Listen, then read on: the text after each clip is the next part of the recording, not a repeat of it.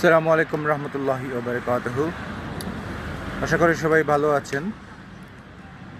9 তারিখে ডাকসু পিপি নির্বাচন, ঢাকা ইউনিভার্সিটির নির্বাচন। তো এ নিয়ে এত মাতামাতি কেন? এটাকেই বা সবাই এত গুরুত্ব দিচ্ছে কেন? কারণ ঢাকা ভার্সিটির যারাই বিপি হয়েছেন তারা পরবর্তীতে কিন্তু জাতীয় রাজনীতির ক্ষেত্রে বড় অবদান রেখেছেন।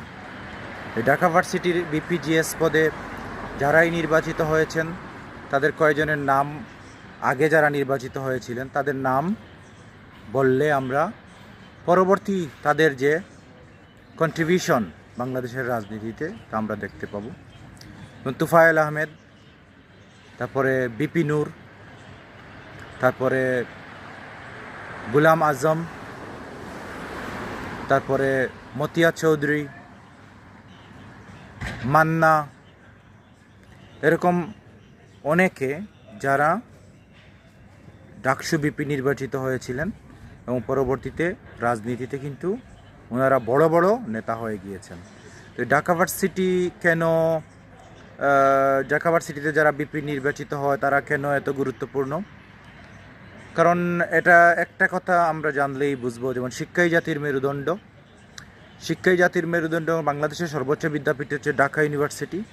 সাধারণত ঢাকা ইউনিভার্সিটির যে ভাবধারায় তারা দেশের রাজনীতিকে চিন্তা করে, সেই ভাবধারার মন মানসিকতায় দেশের রাজনীতি শত বছর ধরে পরিচালিত হয়।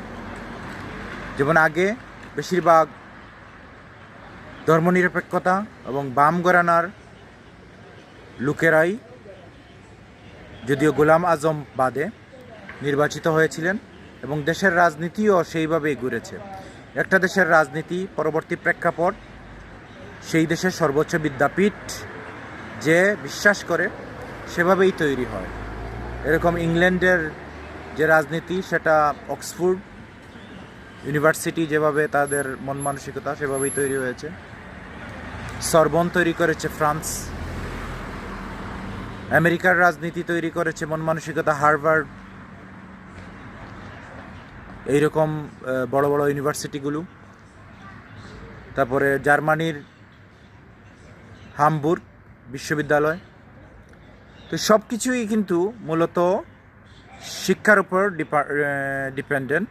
তো ঢাকা ভার্সিটি এইবার প্রথমেই বাংলাদেশ ইসলামী ছাত্র শিবির মানে ডান ঘরানার এরা জয়ের সম্ভাবনা দেখছেন। এইরকম কিন্তু ভালো পজিশনে